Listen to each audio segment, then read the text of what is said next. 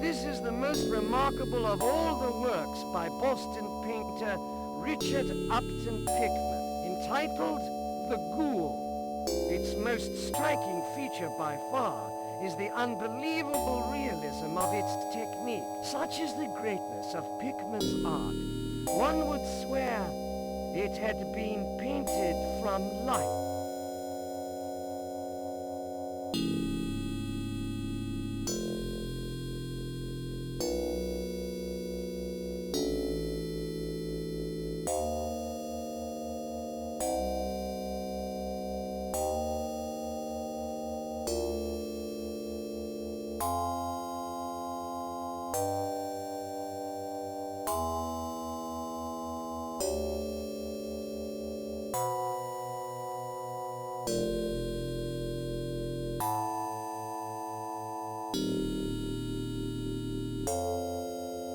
This crystal was discovered in the ices of Greenland, among strata dating back to the Miocene. It belonged perhaps to a sorcerer from Thule in the dawn of mankind. It is said that he who stares at it for too long can have strange visions.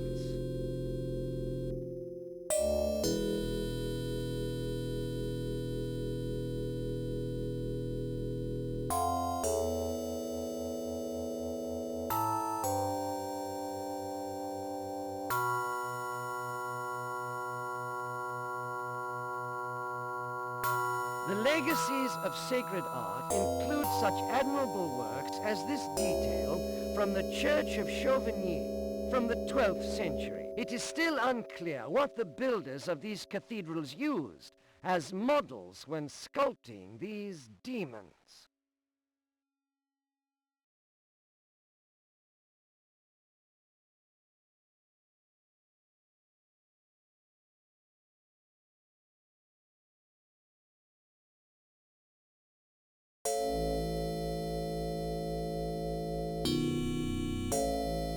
King Olaf Tryggvason, who died in the year 1000, tried in vain to bring Christianity to Norway. He is depicted here clashing with a strange marine creature, a deity venerated by the indigenous peoples.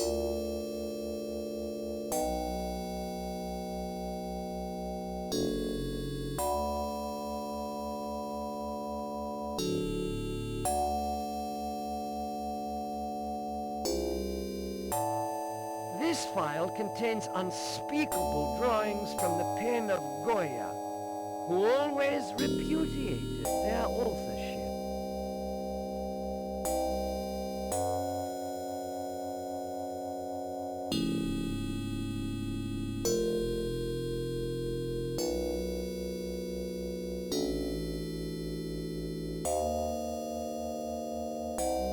Family chronicles, a much favored tradition during the 16th century, were often embellished by charming, naive drawings. This diary, kept between 1560 and 1580 by Claes van der Heil, is no exception to the rule.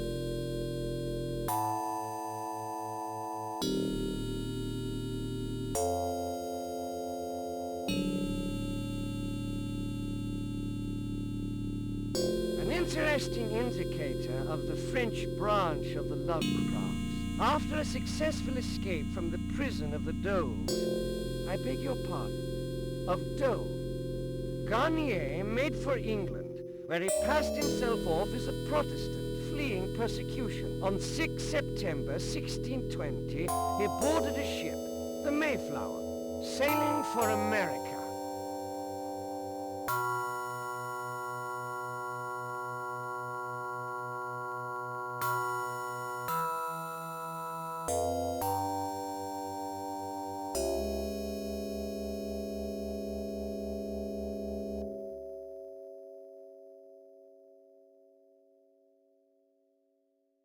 What gigantic, repulsive anomaly did the Sphinx originally represent? This statue was given to Lovecraft by the famous illusionist Harry Houdini as a token of his thanks in helping him exorcise the horror of his Egyptian nightmare.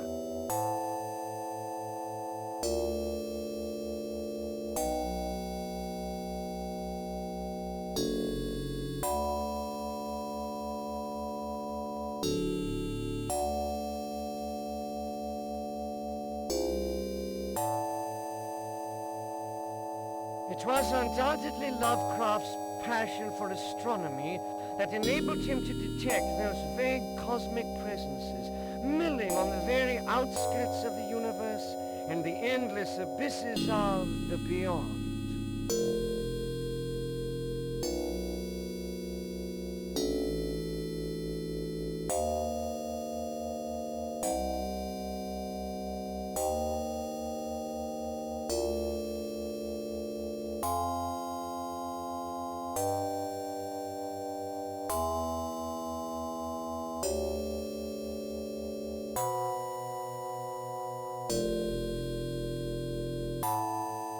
This tape tells the story of the town of Zebico, destroyed by a strange creeping fog. Telegraph operator John Morgan had been dead for several hours when this message arrived.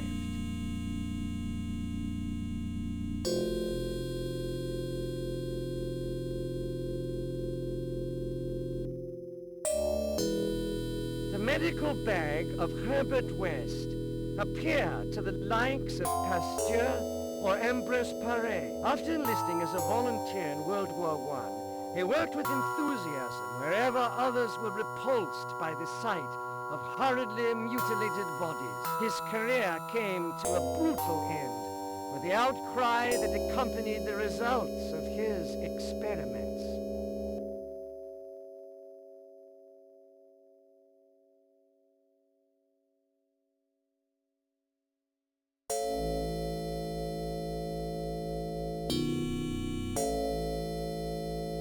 It's not easy to break a man's back, especially when he's a New York detective of Irish stock. But it is difficult to lead an inquiry into cosmic evil, as was the case in the Red Hook affair.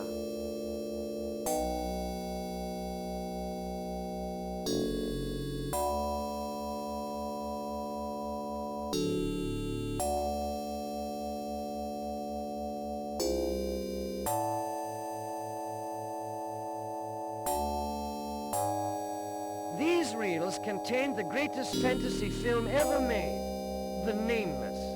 It shows horror, the absolute nightmare. In a word, the unspeakable. Unfortunately, this masterpiece by Arnold Keene will remain unfinished, as the director took realism a little too far.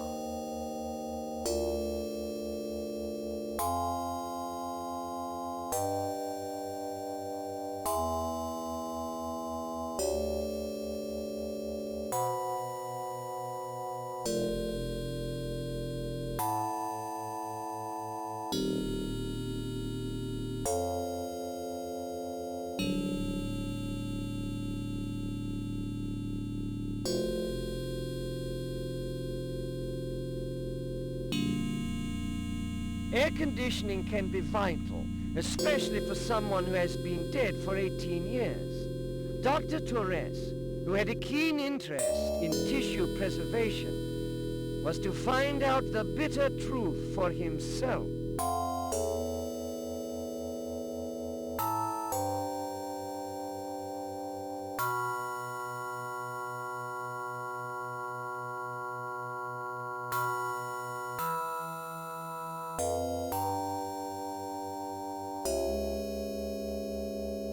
Air conditioning can...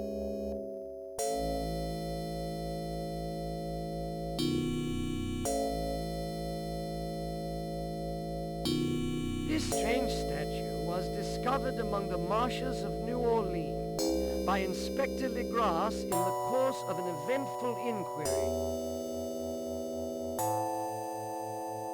This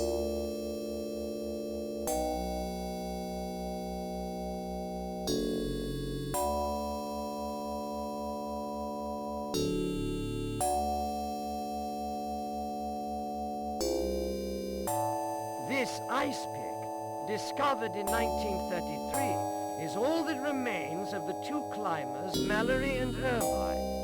In 1924, they set off to conquer Everest. Their downfall was perhaps to awaken certain forces. The Nepalese name for Everest is Chomolonga, meaning the goddess mother of the winds.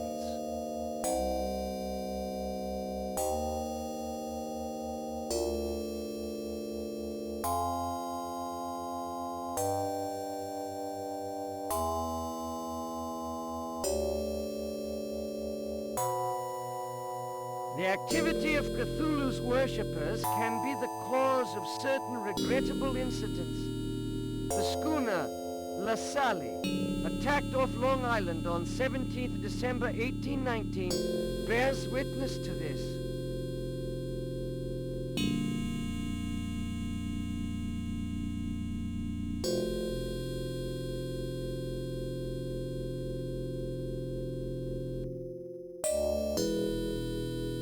Discovered in the Irem of antiquity, the nameless city, this lamp was the property of Abdul al-Hazred before it was buried inside his tomb. It was extracted from that tomb by Joshua Whipple, grandfather of Ward Phillips, and thus came into the possession of the Phillips branch of the Lovecraft family.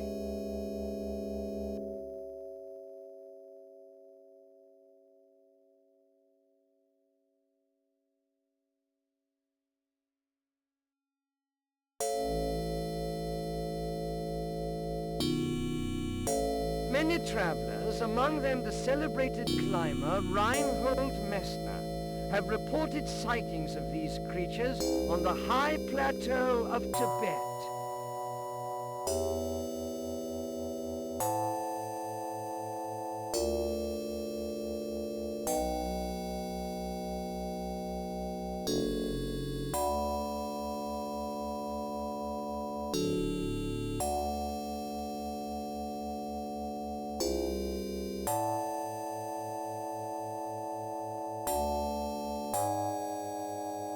This unique item is Ericsson's viola da gamba. This prodigious musician of German origin, who lived on the Rue d'Orsay in Paris, never performed in public. It was rumored that he played only for certain events, a fact not obscured by his tragic disappearance.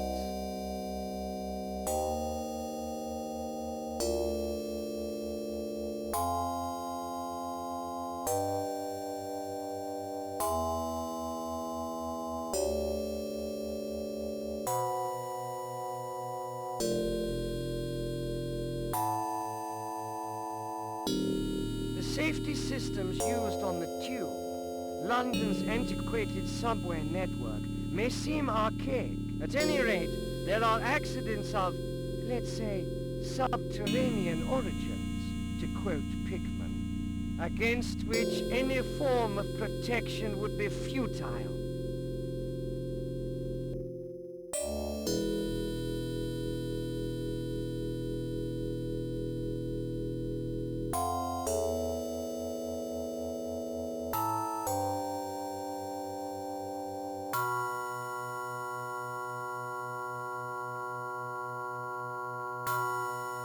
The reasons for the disappearance of the famous explorer Amundsen are known to us only by virtue of a manuscript found next to the severed head of Robert Drumgold at 87 degrees latitude south.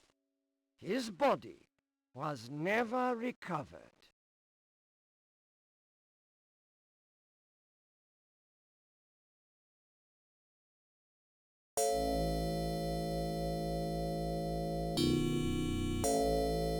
The Dead Sea Scrolls, discovered in 1947, are still kept secret. For some learned men, they are in fact famous Narcotic manuscripts.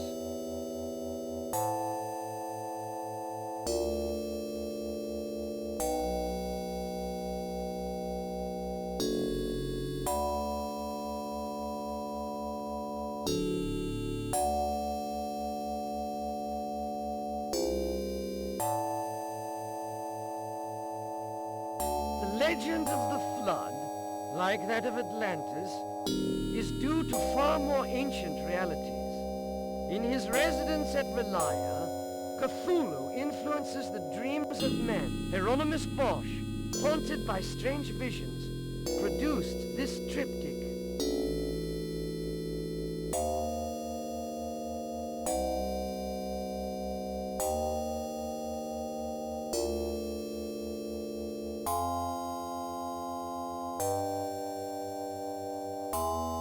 The Aztecs hinted of the goddess Orejona, whose hands were webbed. The Orejones tribes were most probably direct descendants of the great Old Ones.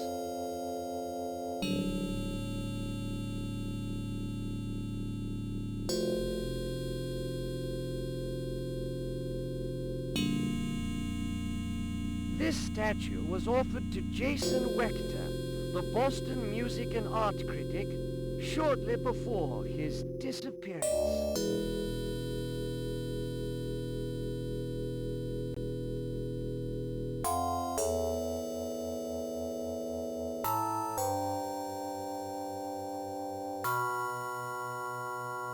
There are eternal cults more ancient than humanity itself.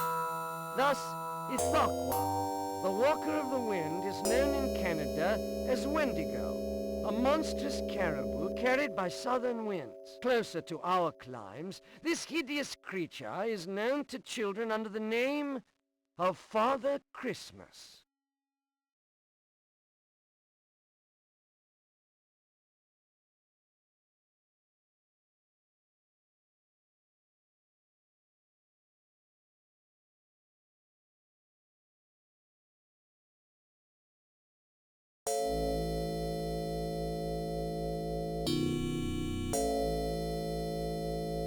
Thanks to this strange ring, or because of it, a Mexican worker named Juan Romero was given a role, a cosmic role in a mine in the west of the United States.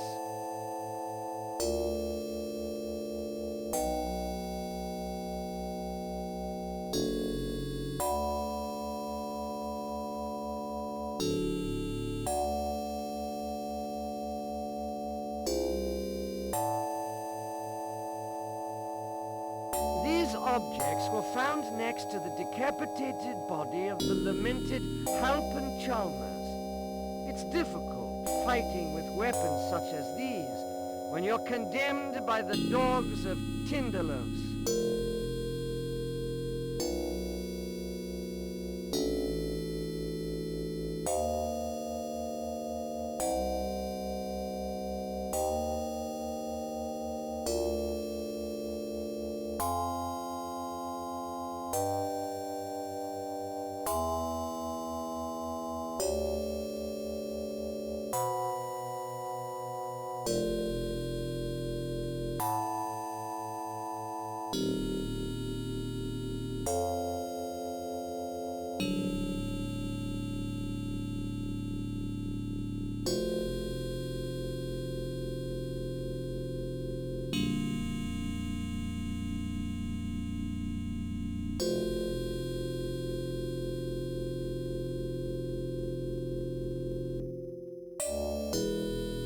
A museum worthy of its name simply had to own the sadly infamous Necronomicon, written by the demented Arab Abdul al-Hazred. This unique copy was the property of Charles Dexter Ward.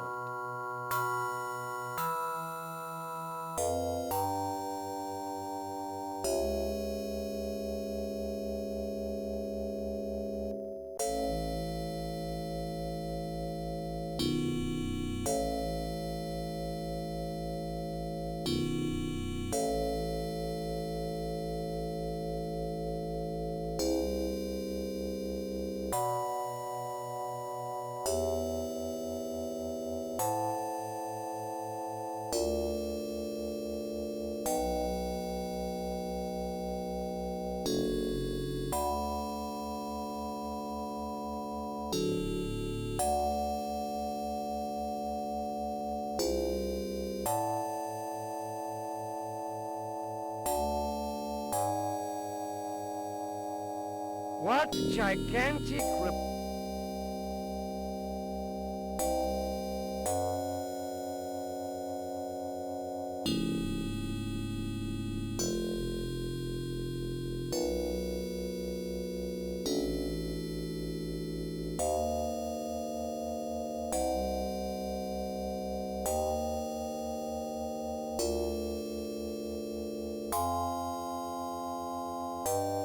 What gigantic...